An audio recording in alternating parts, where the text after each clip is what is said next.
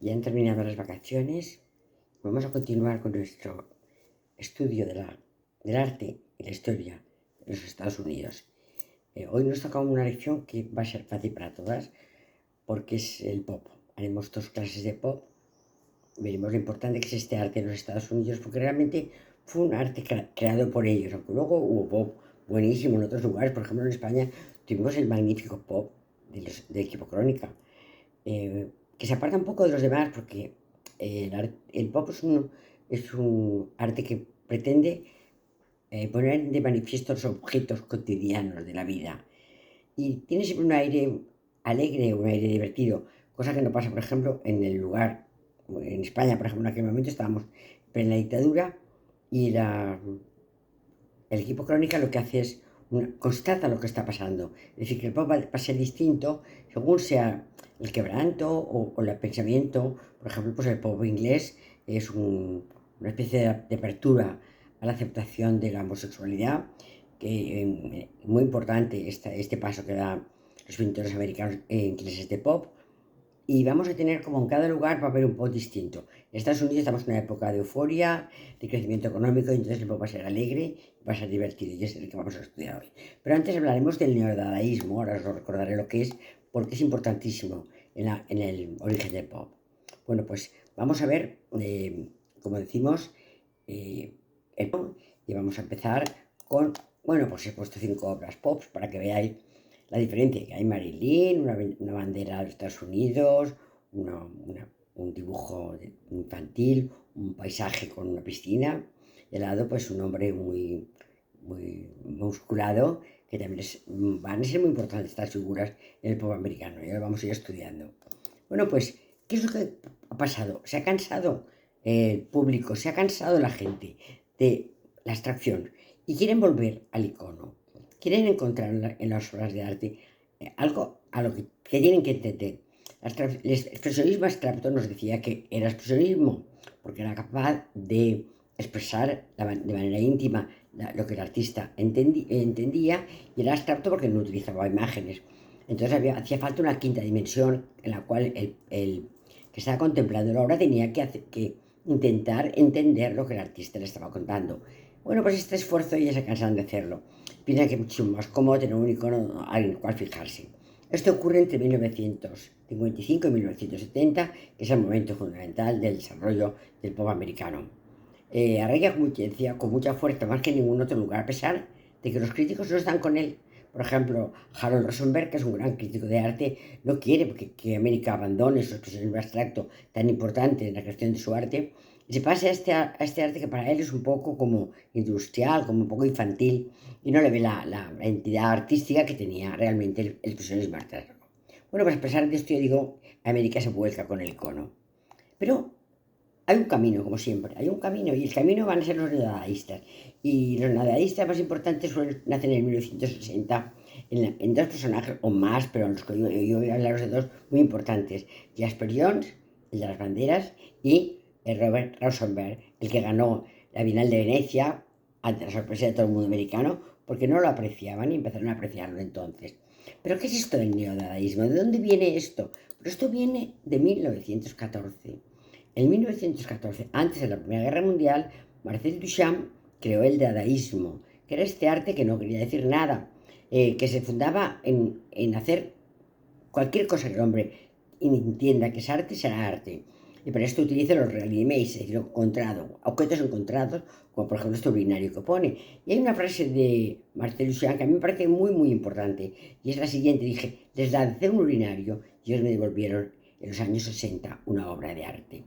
Esto quiere decir que, aunque no entendamos, y la primera que no lo entiende a veces soy yo, a Marcel Duchamp y al dadaísmo, hemos de entender que creó una manera de hacer arte, creó un movimiento artístico que va a ser el más importante del siglo XX.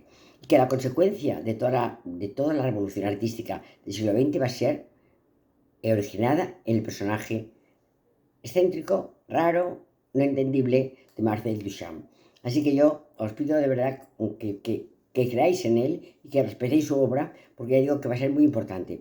Ahora vamos a hablar de los neodadaístas, aquellos que surgen en 40 años después, 40 o 50 años después prácticamente, de la aparición de los reality maze de Marcel Duchamp y del dadaísmo. Bueno, pues el dadaísmo, ¿qué es? Pues esto es crear un arte también con materiales de desecho, lo que acabamos de decir, lo que hace Marcel Duchamp.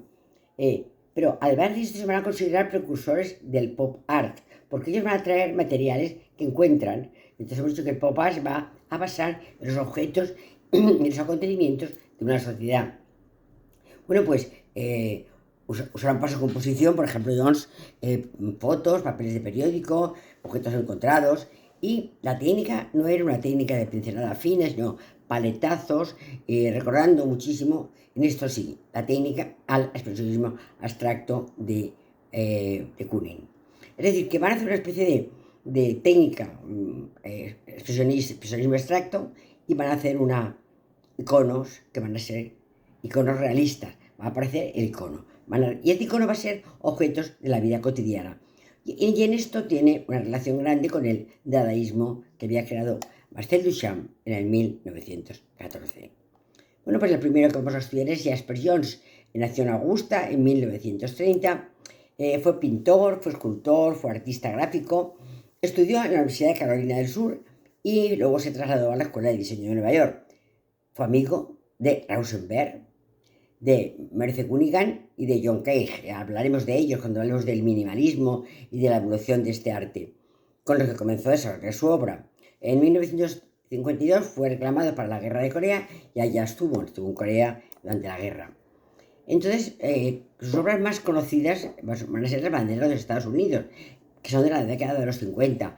También símbolos como letras, números, dianas, que son iconos recurrentes en su obra. Y aquí los iconos van a ser las banderas de los Estados Unidos, las letras, los números y las dianas. Pero anteriormente a esto va a hacer esto que os decía, esa especie de collage de objetos encontrados. Van a ser cuadros donde aparecen papel, aparecen objetos que hay una escalera, objetos que ha ido encontrando o elaborando. Aquí tenemos uno, por ejemplo, que son recortes de periódico, en el que hay un recorte de un hombre, un trozo de un plato de un soldado. Aquí tenemos la Mona Lisa. Collage. Collage con objetos de la vida cotidiana. O collage de objetos encontrados. Collage con iconos. Otra vez, siempre el icono ya va a estar. A veces no se va a poder reconocer bien, a veces va a estar mezclado con cierta abstracción, pero y también con esta pincelada ancha y dejada caer como expresionismo abstracto, pero siempre con iconos. Aquí tenemos los iconos, esto es un mantel para servir una mesa. Aquí tenemos a él, la Mona Lisa, en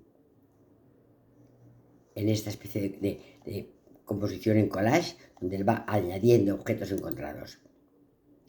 Algunas veces envuelve la abstracción, pero una abstracción que siempre tiene una evocación a algo real. Es que una abstracción en la cual piensa que esto es como ampliar.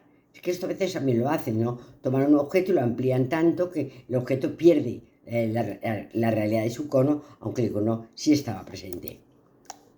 Aquí tenemos, por ejemplo, números. Aquí hay números encerrados y también podemos encontrar en esto un mapa, el mapa de los Estados Unidos de América. Es decir, que hay un icono, sí lo hay, un icono, pero a veces un poco oculto, un poco no manifiesto. Aquí halcones, porque me manifiesto, son sus típicos cuadros de las banderas americanas. Aquí también tenemos sus típicos cuadros de dianas. Esto también es un icono que a él le gusta mucho hacer arriba. Hombres, en los cuales aparece su boca, su nariz. Aquí tenemos un 3, que lo ha hecho así un poco con formas geométricas, pero que realmente es un 3, es un icono clarísimo. Aquí tenemos una serie de números. Aquí tenemos también otra serie de números mezclados con otros objetos, pero todos con iconos, con la técnica de la pintura de pincelada loca, un poco tomada del expresionismo abstracto. También utiliza esculturas, por ejemplo, en este caso son dos botes que ha utilizado y ahora van a aparecer ahora estos objetos también de la vida cotidiana, como ya pasaba en la época, en el año 1914 con Marcel Duchamp. Acordaros del barrer, de la rueda de la bicicleta. Pues todo esto es lo que estamos viendo. Estamos viendo un neodadaísmo, una vuelta a aquel arte que no digo despreciamos porque no se puede despreciar nunca el arte, pero que a veces no comprendimos del todo, pero fijaros si fue importante que se hace renacer 50 años después. Aquí tenemos otro collage en el que aparece un lienzo y la parte posterior de otro lienzo y una especie de pegatina. Otra vez la cuchara, la percha. Bueno, el segundo gran artista va a ser Robert Rauschenberg, aquel que os decía yo en un principio que va a tener va a obtener el primer premio eh, americano en la Bienal de Venecia. Pasó de ser un loco para la sociedad americana a ser un héroe, porque claro, ganar la Bienal de Venecia, un americano, era una cosa muy importante. Él nació en 1925 y murió en 2008. Bueno, pues tuvo mucha influencia en su principio de Edvard Munch. Y es que hemos dicho que son el arte que previo a este es el expresionismo abstracto. Y Munch es un expresionista alemán. Entonces, como vemos, hay un camino. El expresionismo, yo siempre os he dicho, y me he cansado de decirlo, que la vanguardia del siglo XX no nace con el impresionismo, nace con el expresionismo, nace en el momento que el arte se hace subjetivo, que el artista ya no pinta lo que ve, sino que pinta lo que siente. Y este sentir va a ser evolucionado, porque primero nos mostrará lo que siente a través de un icono, pero después este icono se va perdiendo poco a poco. Acordaros de Kooning, de las mujeres de Kooning. Y este icono que se va perdiendo se pierde del todo cuando llega el expresionismo abstracto. Pero la sociedad se cansa de no tener icono y recupera el icono con la aparición del neodadaísmo y luego fundamentalmente con la aparición del pop. Es decir, es un icono subjetivo, poco a poco una pérdida del icono y poco a poco un nacimiento del icono, pero también subjetivo. Así que el término expresionismo no va a dejar de existir ya. El arte ya va a ser personal. Bueno, pues tenemos que este artista, Rauschenberg, es expresionista abstracto, es minimalista y por fin será pop. Fue uno de los grandes promotores del neodadaísmo, aunque ya hemos dicho que su formación es expresionismo abstracto, minimalismo y pop art. Alcanzó notoriedad en 1950 en el momento que el expresionismo abstracto se va olvidando y van haciendo el icono, van haciendo el arte pop, del cual fue uno de los principales representantes. Aquí tenemos, por ejemplo, esto es expresionismo, yo pienso que sí lo es un paraguas, un paisaje, en el cual lo que está claro es que el pintor está expresando lo que ve, no está pintando lo que ve. Esto es expresionismo, pues también lo puede ser. Este es un parque donde hay un estanque, donde aquí vemos unas letras. Es decir, expresionismo lo es, abstracto lo es. El icono se empiezan a hacer. Esto, por ejemplo, es abstracción completa. Aquí no vemos icono. Esto es abstracción o podríamos llamarle también expresionismo abstracto. Yo más le llamaría abstracción. Y esto es el neodadaísmo, en el cual reaparece el icono. Pero ¿cómo reaparece el icono? De una manera completamente subjetiva. ¿Aquí qué icono hay? Pues aquí hay iconos de objetos encontrados en un basurero. Es decir, que pues una silla rota, una especie de tendedero descuajeringado, como se diga. Es decir, que aparecen unos objetos encontrados, los real emails de nuestro amigo Marcel Duchamp. Lo vamos a tener todo el rato presente porque es que va a ser una evocación a la obra de aquel raro artista de antes de la Primera Guerra Mundial. Otra vez, iconos reales, una ventana, una piedra, conformando una formación artística, como un ensamblage, porque aquí ya no hablamos de collage, hablamos de ensamblage, que significa cuando lo que estamos pegando son objetos que tienen dimensión y volumen. Bueno, pues él estudió en el arte en Kansas y luego fue a la Academia Julian de París. Acordados de esta academia, la Academia Julian de París, porque es la segunda academia de arte de los parisinos. Cuando un artista no podía entrar en la Escuela de Bellas Artes, iba a la Academia Julian. Entonces se encontró con gente, te encuentras con gente importantísima. Él, por ejemplo, encontró a Susan Boyle, con la que se casó, que fue madre de su hijo que fue Christopher Rauschenberg, el grandísimo fotógrafo americano. Bueno, pues este fue hijo de él y de una de las compañeras de clase de la Academia de Julian. Bueno, pues Pero ambos marcharon ¿a dónde? Al Black Mountain College, donde en Carolina del Norte, donde estaba ¿quién? El maestro Joseph Albert. Joseph Albert y Annie, su esposa, que se habían salido de la Bauhaus empujados por el fascismo de Hitler y habían llegado a Carolina del Norte y les habían encargado que dirigieran allí su escuela. Entonces creó una escuela de arte maravillosa y es Albert, que luego abandona para ir con su esposa a lugares donde ella va a encontrar tejidos de Paracas, tejidos del mundo pre-colombino. Bueno, pues aquí se aplica una estricta disciplina, porque para Albert la disciplina y el método es importantísimo en la creación de artística. Y esto inspira a Rauschenberg, pero inspira para lo contrario. Él decía, me ha inspirado mucho, me ha servido mucho, soy alumno de Joseph Albert y lo que me ha enseñado es hacer justo lo contrario de lo que Albert le enseñó. Es decir, que la disciplina y el sentido de método lo va a transformar en una disciplina y método completamente subjetivo. Bueno, pues empezó con los combines. Los combines eran creaciones famosas suyas en las que aparecían objetos no tradicionales y puestos con combinaciones innovadoras. Es a la vez pintura y escultura. Lo que os decía antes, más que collage van a ser ensamblage. También trabajó en fotografía, en grabado, en papel y creó performance. Aquí tenemos, por ejemplo, esto es un ensamblage. Aquí ha pegado una serie de papeles que ha encontrado y arriba ha puesto este objeto extraño, pero real, que crea esta obra de arte.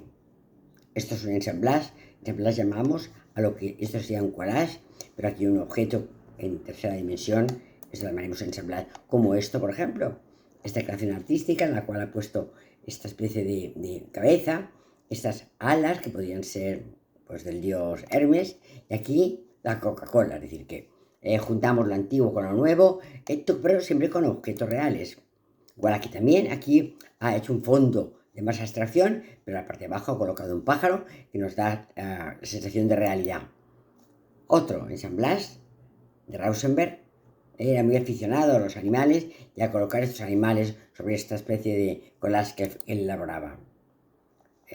Maravilloso ensamblage con un palo de un polo, un trozo de una cinta de Coca-Cola, una especie de tela rota sobre un lienzo también pues encontrado. Otra vez tenemos unas dos bombillas que iluminan esta formación abstracta matérica. Fijaros que la combinación de estilos y de técnicas va a ser total ya. Vamos a empezar a hacer como una especie de recopilación de lo pasado y elaborar un arte nuevo. Estas son las obras de Rauschenberg. Claro, esto provocó hilaridad, desconcierto, incredulidad. Los críticos no lo comprendían. Rauschenberg decía que esto eran chorradas. La mayoría de la gente tampoco lo comprendía hasta que llegaban a Bienal de Venecia y le dan el premio. Entonces, claro, cuando dan el premio ya se termina la broma. Ya se le considera que, pues no. Si el mundo artístico europeo ha considerado a Rauschenberg un gran artista, nosotros no vamos a ser menos. Bueno, pues en 1953 hizo una cosa rarísima. Borró un dibujo de William de Kooning, que era un dibujo apreciadísimo desde el punto de vista artístico y económico. Bueno, pues hizo esta locura o esta cosa que porque no le gustó. Y este año mismo se separó de Susan Weil. Él realmente era un homosexual de siempre, yo pienso. Y entonces ya tuvo un hijo con Susan Weil, pero luego pensó que su camino no estaba ahí. En 1964 fue el primer artista en ganar el Gran Premio de la Bienal de Venecia. Anteriormente, Tobey y Whistler habían ganado premios de pintura, pero el Gran Premio de la Bienal este año fue para el gran pintor americano Rauschenberg. Y desde entonces ya la gente empezó a decir, bueno, este es un artista americano y famoso. Y sus obras, que habían producido cierta hilaridad, pasaron a ser obras muy codiciadas. Aquí tenemos otro collage donde aparecen los elementos del momento que él vive. Aparece la figura de Kennedy, aparece la Coca-Cola, aparecen los objetos de la vida cotidiana. Bueno, aquí tenemos a Rauschenberg cómo reacciona ante la victoria en la Bienal de Venecia. Pues sacando la lengua, pues muy típico de él, era un hombre, ya digo, muy dado a... Era muy pop, él era muy pop, una persona muy americana y que además tenía bastante poco respeto con el resto de las culturas. Aquí le vemos una imagen, una fotografía, donde ha puesto sus cuadros en una barca en la Bienal de Venecia. Aquí le vemos, estos están en Berlín, en la isla de los museos de Berlín, y está con Andy Warhol. Con él tuvo una amistad, que no sé si fue eso o fue algo más, pues seguramente las dos cosas no lo puedo saber porque no lo he leído, pero aquí le vemos a los dos juntos en Berlín. Aquí le tenemos también recibiendo el premio de la Bienal, ya un poco más formal, un poco más serio, con el grado de gente importante y con el reconocimiento del mundo americano. Bueno, pues estuvo en Texas y en Texas se encontró con los efectos devastadores de la saturación del mercado de petróleo. Es decir, las grandes refinerías de Texas eran abandonadas porque habían encontrado petróleo más barato en otros lugares y entonces fueron abandonadas. Y entonces dejaron el abandono de las refinerías, de las grandes refinerías, acordados de la palabra gigante, acordados de aquella película. Bueno, pues se abandona todo este mundo de James Dean y de Liz Taylor y abandonan este mundo y entonces se quedan como una especie de campos llenos de pequeñas piezas de basura. Quedan trozos, por ejemplo, por de señales, quedan trozos de tornillos, se devasta, es como cuando una fábrica se abandona, pues queda devastada. Entonces él empezó a recoger estos materiales y los llamó souvenirs sin nostalgia. Es decir, los llamó recuerdos que no quieren ser recordados, que no producen nostalgia. Y entonces esos objetos que encontró ya en Texas y también en Florida, los convirtió en esculturas y creó con ellos una serie artística. Le llamó gluts, es decir, señalas desventijadas, barras torcidas, matrículas quebradas, bicicletas rumbrosas, ventiladores aplastados, material de desecho. Es decir, entonces lo que hizo fue extraer formas poéticas del contenido político, ecologista, yo no diría lúdico, él dice lúdico, yo diría empresarial o de trabajo. Entonces crea con esto formas poéticas. Y esto es lo que él llama Glux. Entonces hizo 27 esculturas y estas las lleva por todo el mundo. Forman la exposición Gluck. Esta exposición Gluck yo tuve el gusto de verla cuando le dieron a Rosenberg el premio Julio González.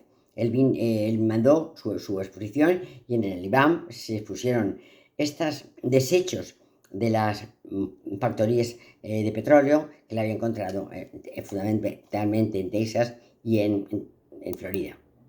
Por ejemplo, esto es una de las cosas que nos mostraron en Valencia, uno de los objetos encontrados. Este es otro objeto encontrado en la refinería. Aquí tenemos más objetos encontrados. Es decir, objetos que él compone, obras artísticas que él compone utilizando los objetos encontrados en estas refinerías.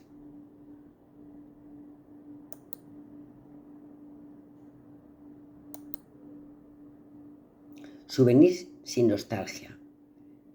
Es decir, cosas que nos recuerdan un momento, una época, la película gigante, el momento aquel, pero no nos produce nostalgia. Los hemos desechado. Y él los recoge porque dice que son parte de la historia de los Estados Unidos. Bueno, pues hemos dicho que también en 1925, ya mayor, pues recogió el premio de arte Leonardo da Vinci del Consejo Mundial de Cultura. Es decir, fue un hombre muy, muy reconocido. Los últimos años de su vida vivió con el pintor Darryl Prodov. Era un hombre, ya hemos dicho, que era homosexual y entonces, pues, al final encontró la tranquilidad con este amigo, con este compañero, con este, como se le quiera llamar, el pintor Darryl Prodov. Bueno, y ahora ya tenemos el pop art. Hemos dicho que esto es el antecedente al pop art. Entonces, realmente la iconografía, el icono que vamos a encontrar en el pop art es puramente estadounidense. Y esto era importante porque este continente siempre había estado con un poco de celos, con un poco de competición con el mundo europeo. Y entonces ve así, con el pop como su arte es una explosión durante todo el mundo. Esta explosión de arte se tituló el pop arte y la tradición estadounidense en el Art Center en 1965. Es decir, se va a dar como una especie de pistoletazo de salida. Aquí está nuestro arte, cópienlo ustedes, háganlo ustedes, reinterprétenlo ustedes en el mundo. Este aspecto nacionalista fue lo único que sirvió para acabar con su gran arte de expresionismo abstracto. Porque ya hemos dicho que Rauschenberg, los grandes críticos, no están de acuerdo con esto. Pero al considerarlo nacionalista, los americanos son muy nacionalistas, al considerarlo un arte propio, desbanca a los expresionistas abstractos. En lo demás, todo es opuesto. El artista Paul hace iconos sobre la caligrafía. El gesto característico expresionista, o con los enormes cuadros de Rosenkis en los que producen espaguetis grandísimos, como recordando los nervios de los goteos. Es decir, que hacen obras que recuerdan un poco el gesto de los expresionistas, pero con enormes cuadros. Lo vamos a ver. Querían desechar la obra en la que toda traza tenía que ser una intervención manual del artista. ¿Cuál fue el grupo pop? ¿Qué lo forman? Andy Warhol, Roy Lichtenstein, James Rosenkit, James Dean, Robert Indiana, Tom Wasserman, Clay Soderbergh. Esos van a ser los grandes artistas que van a conformar el grupo pop americano.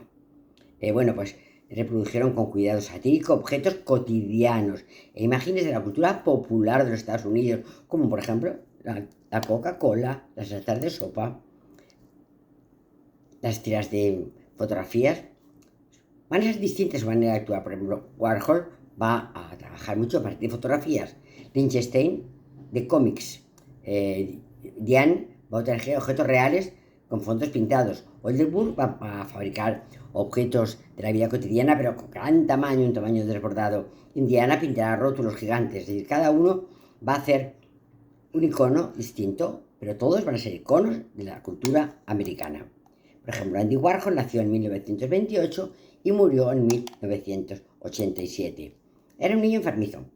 Mientras cursaba tercero de primaria, tuvo que abandonar la escuela porque sufrió lo que se llamó el baile de San Vito.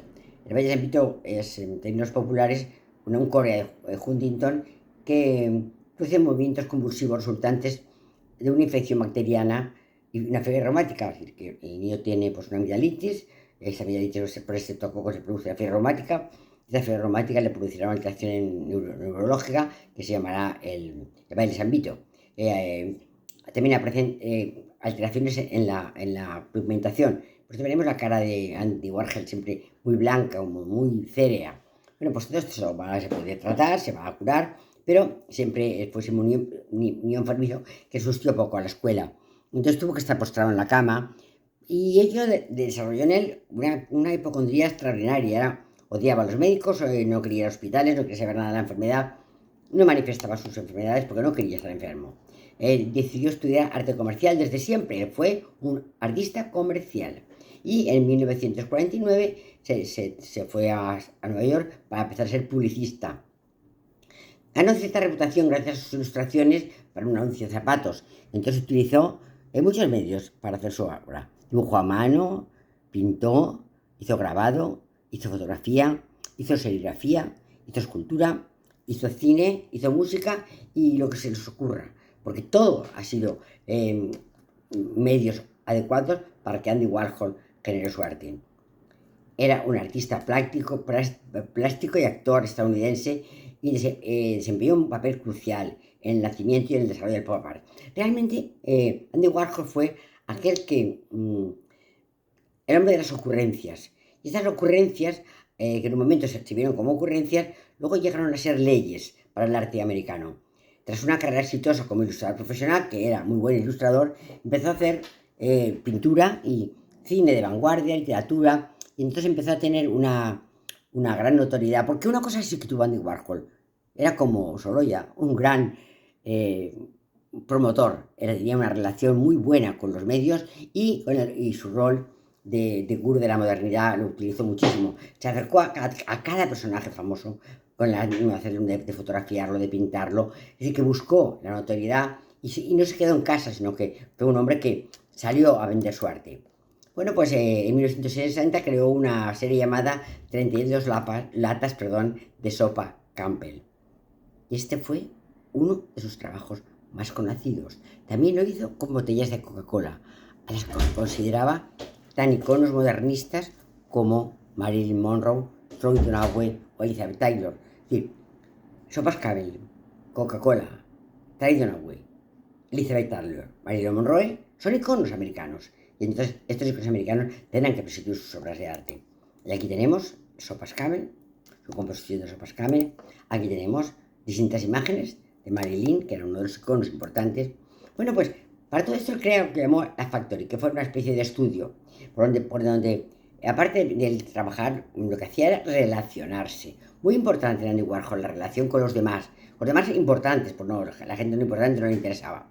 Y entonces ahí pasaron artistas, escritores, modelos, músicos y celebrities del underground, del momento, del underground. Tampoco eran gente siempre un poco de vida desordenada. Entonces el taller lo decoró con papel de aluminio, todo de color plata. Y estaba en la calle 47. Después se fue a Broadway y su obra empezó a ser muy conocida y entonces empezó a crear mucha polémica, que también la creó él, entre el papel del artista y la finalidad del arte. Cómo el arte y cómo el artista influyen en la vida cotidiana, o al contrario, cómo la vida cotidiana tiene que influir en el quehacer del artista. Es decir, creó una filosofía, una manera de pensar, una manera fue un provocador y toda la vida la pasó provocaba pintando, escribiendo, haciendo fotografías u opinando de cualquier cosa y de cualquier momento. Aquí le tenemos en su estudio, en su factory, está pintando, está estudiando. Aquí lo tenemos a la ventana de su estudio. Aquí lo tenemos con la gente que acudía allí, estaban pasando una película. Acudía gente, digo, importante, pero de underground. Sus amigos. Bueno, pues desarrolló imágenes personales de objetos impersonales. Por ejemplo, cogía un billete de dólar y creaba un icono nuevo. O también que hacía esto con productos de moda. Utilizaba imágenes de periódicos y también, por ejemplo, hizo una crítica social haciendo una serie sobre las sillas eléctricas y fotografías de cargas policiales contra manifestantes por los derechos civiles y también, y lo más importante, retratos de las celebrities del momento. Es decir, que hizo crítica social, hizo crítica política,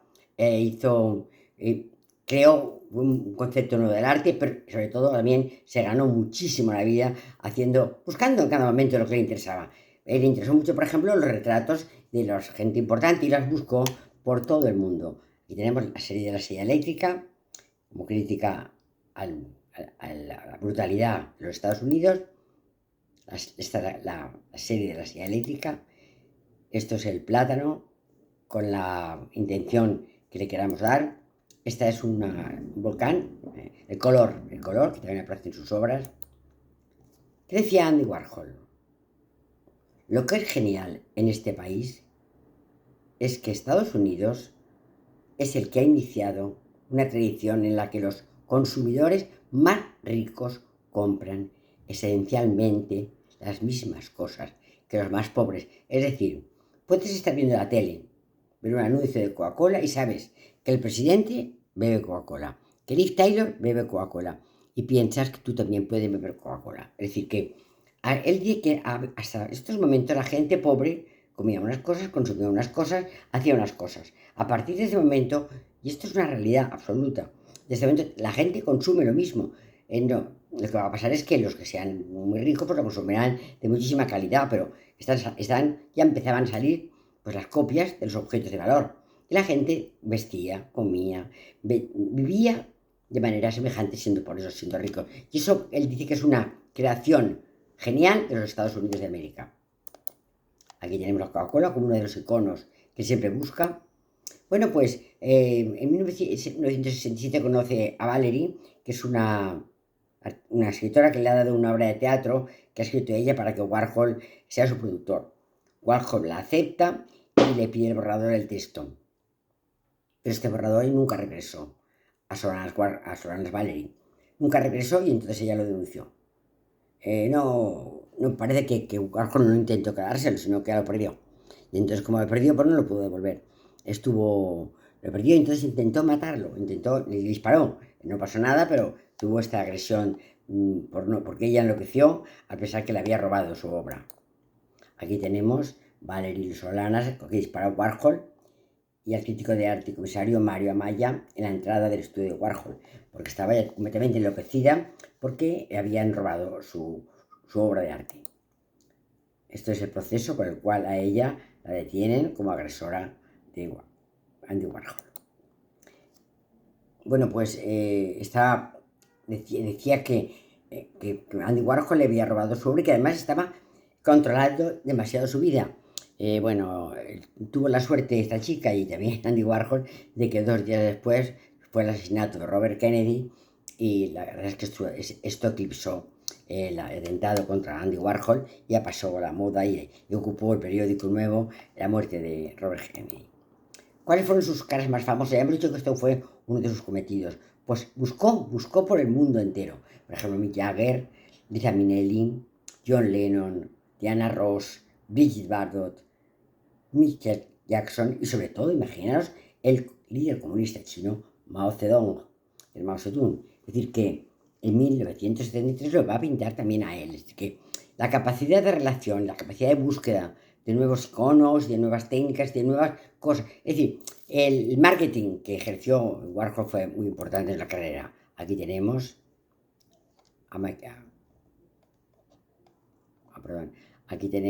a Michael Jackson, a Jagger, aquí tenemos a Beethoven, aquí tenemos a Grace Kelly, a Mao Zedong, a Liz Taylor.